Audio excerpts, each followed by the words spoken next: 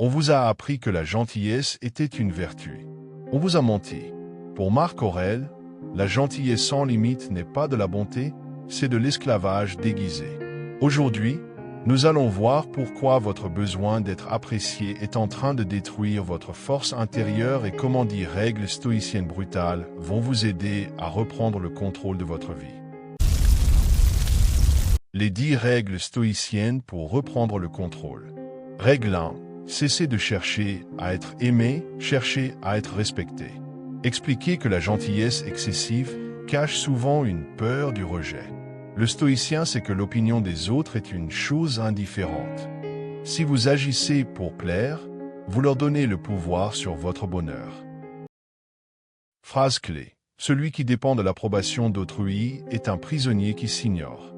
Règle 2. Votre oui n'a de valeur que si vous savez dire non. Si vous dites oui à tout le monde, votre engagement ne vaut rien. Le stoïcisme enseigne la discipline de la volonté.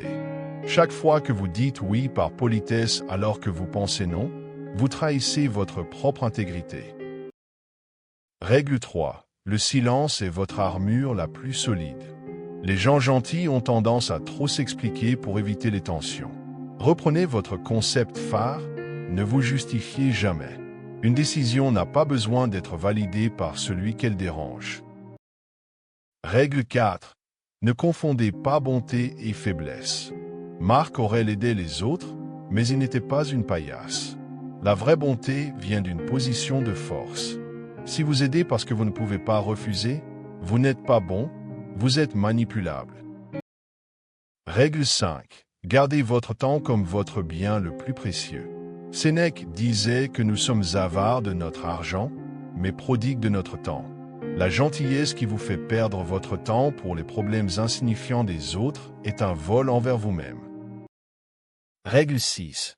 Acceptez d'être le méchant dans l'histoire d'un manipulateur. Pour reprendre le contrôle, vous devrez décevoir des gens.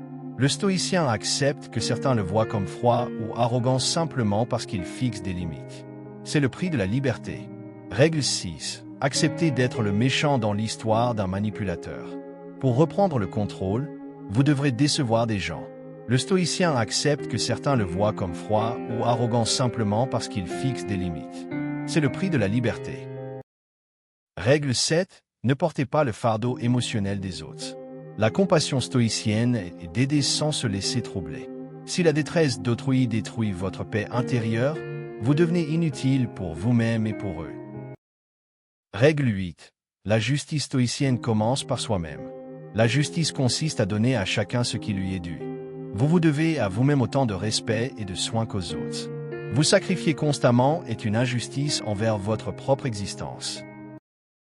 Règle 9. Pratiquez le détachement immédiat.